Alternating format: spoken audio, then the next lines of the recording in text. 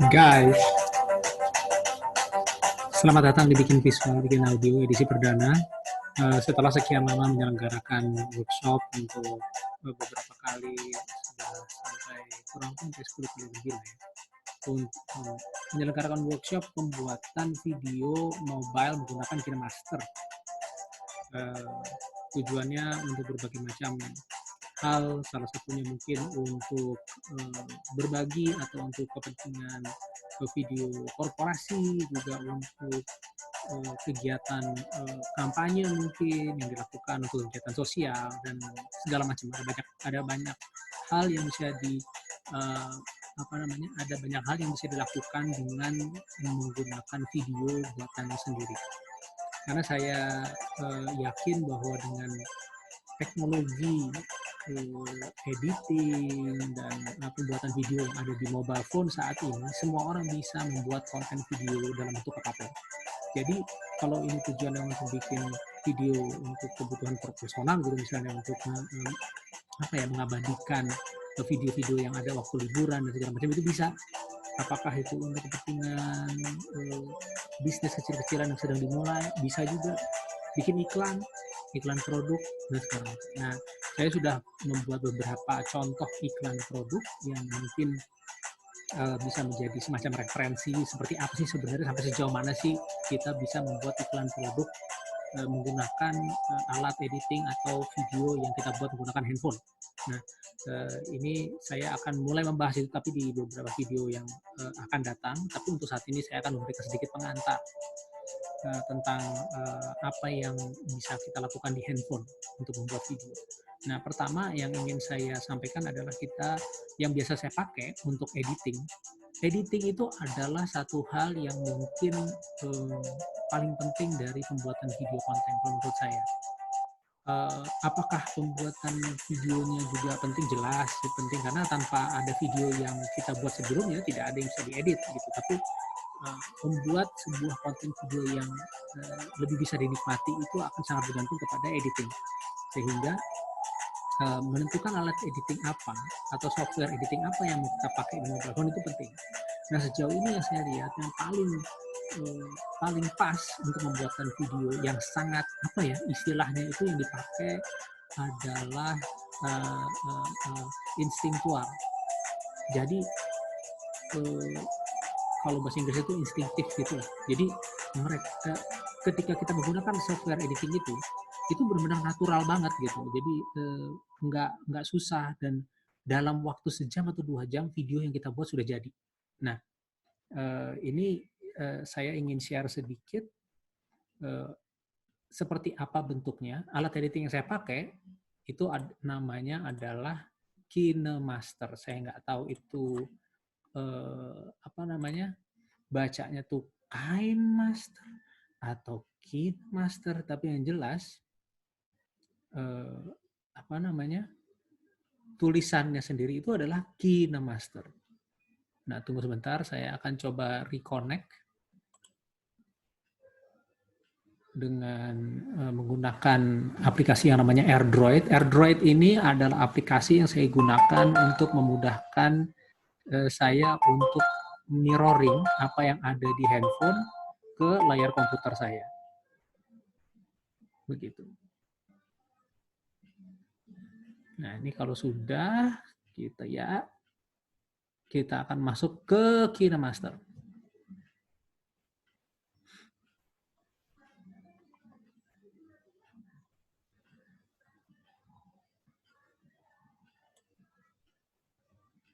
Oke. Sebentar.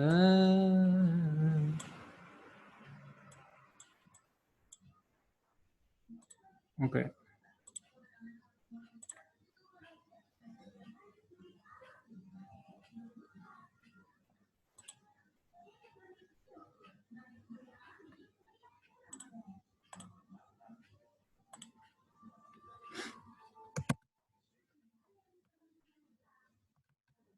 Sebentar.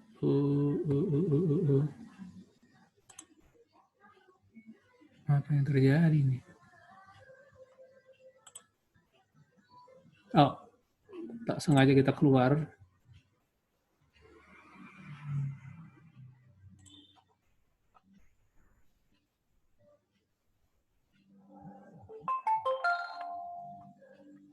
Oke, kita sekarang coba mirroring lagi.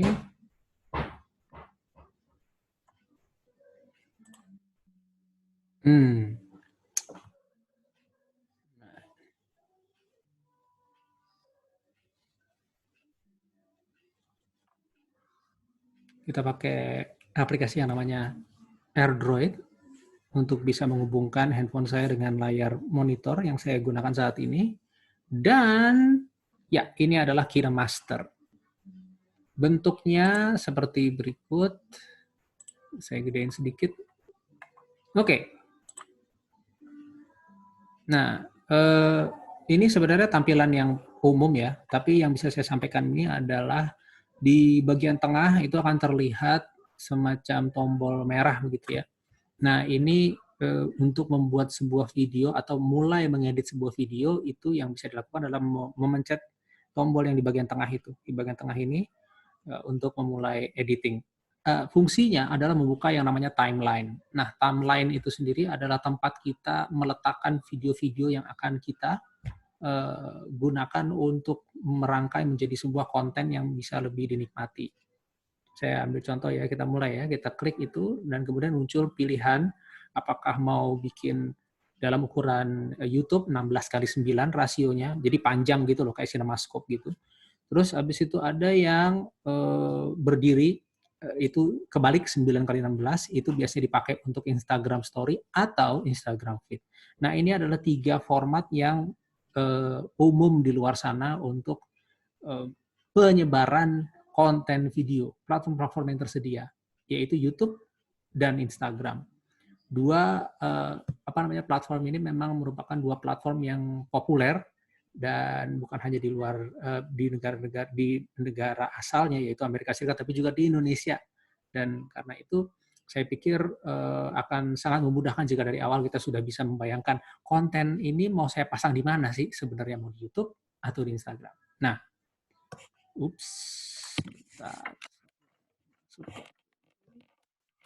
Oke. Dan lalu apa yang mau kita buat? Kita coba buat video YouTube kali ya. Jadi kalau misalnya kita mau bikin video YouTube, berarti kita pencet yang 16:9, dia akan langsung masuk ke timeline. Nah, di dalam timeline ini kita langsung ditanya, ini video apa yang mau kita masukkan ke dalam timeline ini. Nah, ada beberapa pilihan, kita bisa masuk ke cloud storage. Cloud storage itu kan bisa berupa Google Drive atau sejenisnya, tapi pada dasarnya video yang akan diambil itu adalah video yang sudah ada di dalam internal memori dari handphonenya. Ini dalam hal ini ada beberapa, saya ambil coba yang, coba ya, kita lihat, ambil yang dari kamera. Ini adalah beberapa video yang sudah ada. Kita mulai mungkin dengan video ini dulu kan.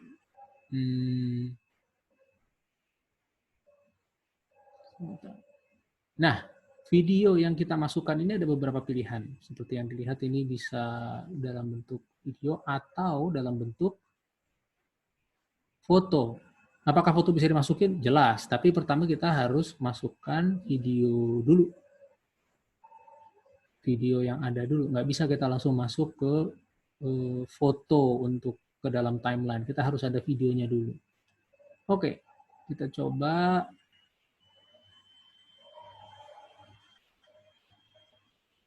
Nah, saya ambil satu foto yang ada di sebelah kiri. Nah, kita sudah, pada dasarnya kita sudah memasukkan ini ya, video ke dalam timeline.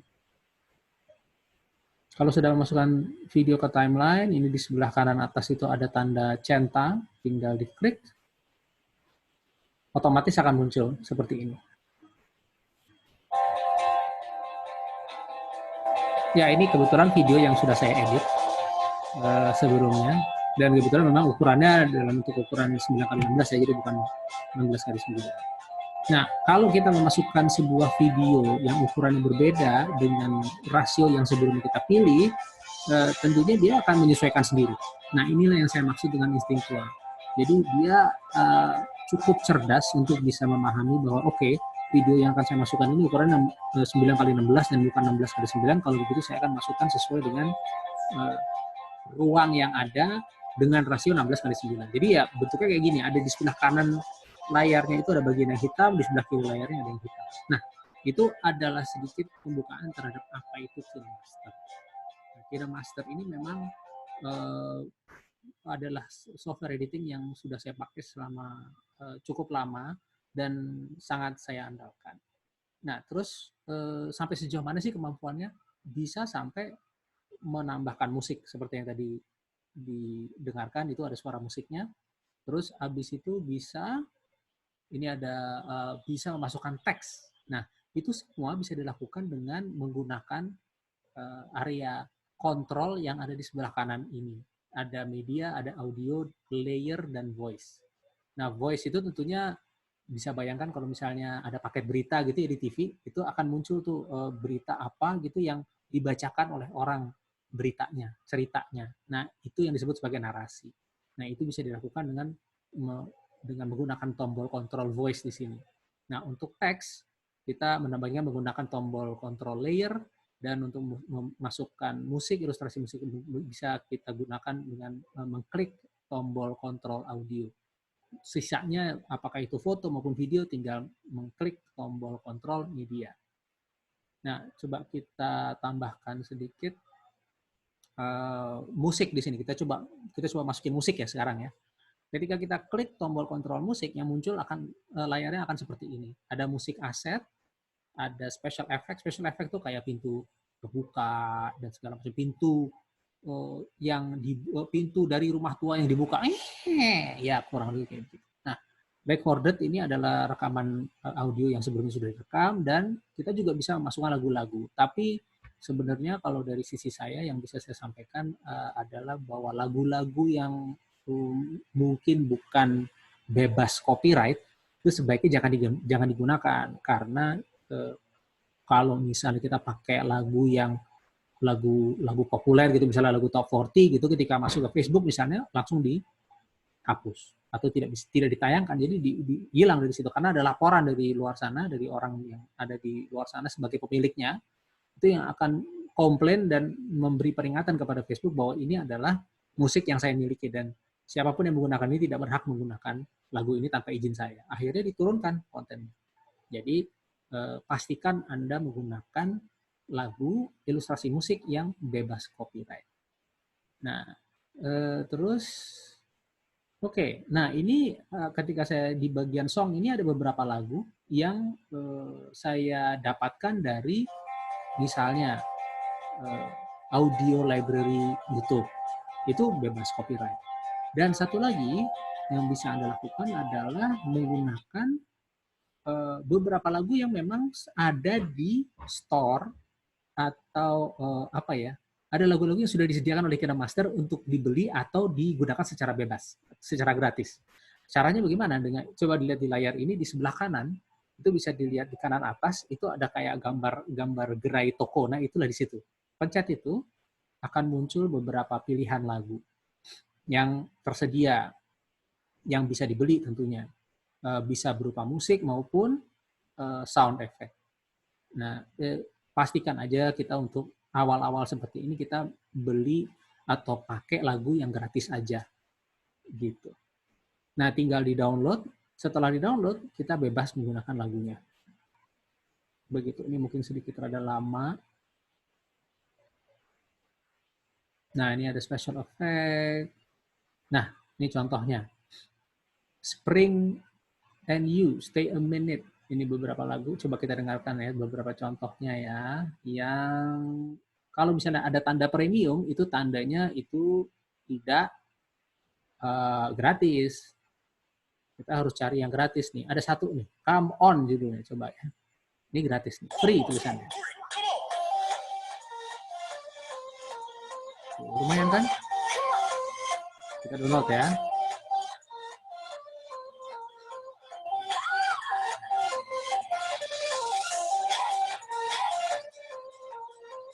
Oke, kalau kita sudah install, berarti kita bisa keluar dari sini, dari store-nya. Dan lagu Come On seperti yang bisa dilihat di sini muncul di daftar lagu yang tersedia untuk bisa dipakai. Kita bisa gunakan. Nah, pastikan kita di timeline itu, di tempat kita memasukkan video, kita geser ke lokasi dari timeline di mana kita akan memasukkan lagu itu. Apakah dari awal video atau dari tengah video.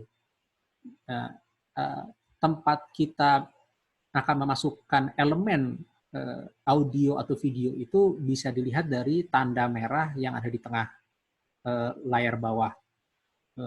Itulah tempatnya gitu. Itu akan di situ di garis merah yang berdiri itu akan menentukan di mana lokasi audio video itu akan kita masukkan. Dan posisinya selalu ada di sebelah kanan. Nah, saya kasih contoh misalnya kita masukin lagunya di sini ya. Maka saya klik come on, kita klik tambah. Nah, di situ akan muncul. Sebagai gambaran, kita coba supaya tidak membingungkan, kita hilangkan dulu audio dari videonya, karena memang sudah ada lagu sebelumnya kan di video ini. Nah, coba kita lihat. Ya, dari awal tidak ada lagu, dan ketika masuk ke audio itu muncullah lagunya. Oke? Oke. Nah, ini bisa digeser kalau mau mulai dari awal. Kalau dimulai dari awal akan seperti ini videonya.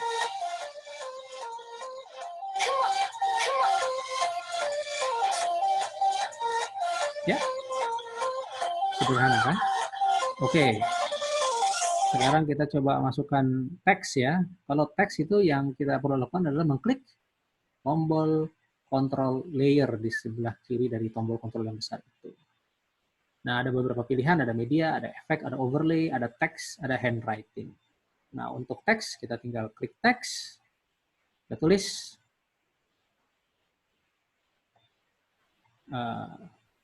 sample teks bikin visual. Oke. Nah, terus dari sini kita bisa pindah geser-geser lokasi teksnya di mana. Kita mau taruh di atas juga bisa. Kita dalam hal ini untuk kesempatan kali ini kita taruh di atas saja. Kita bisa atur fontnya.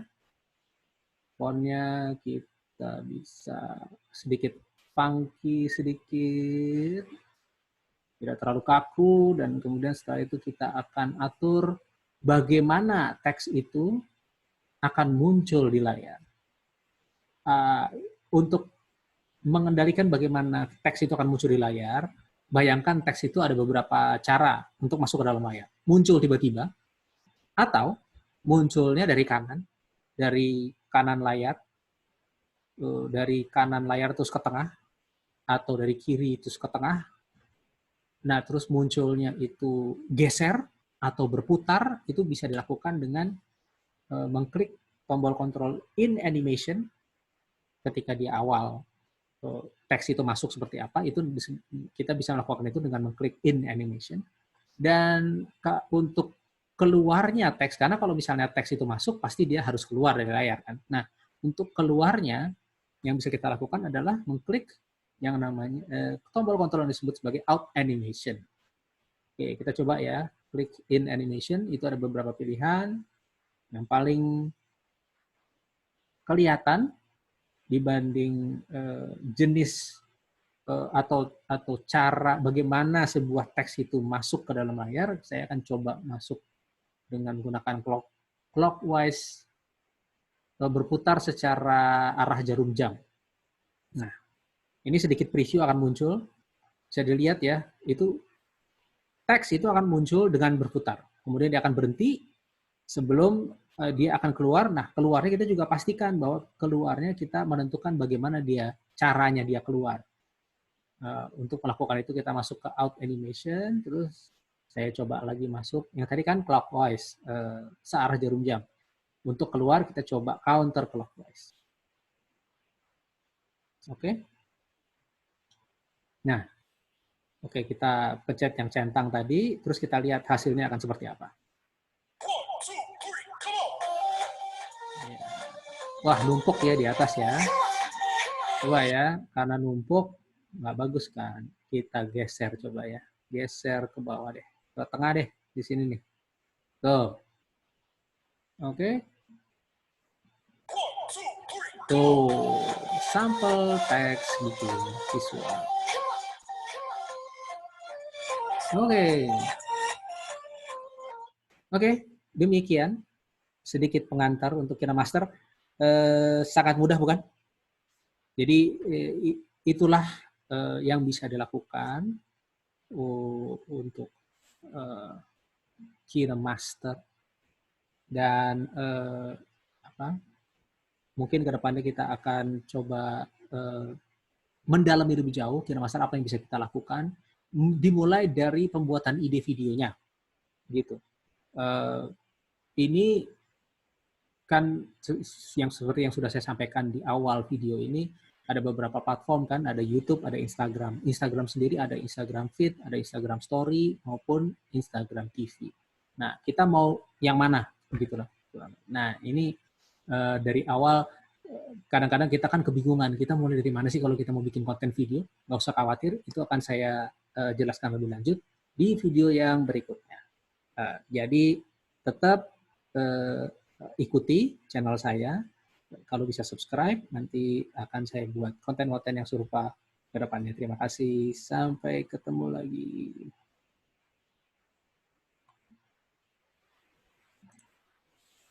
Coba kita dengarkan lagu lagi.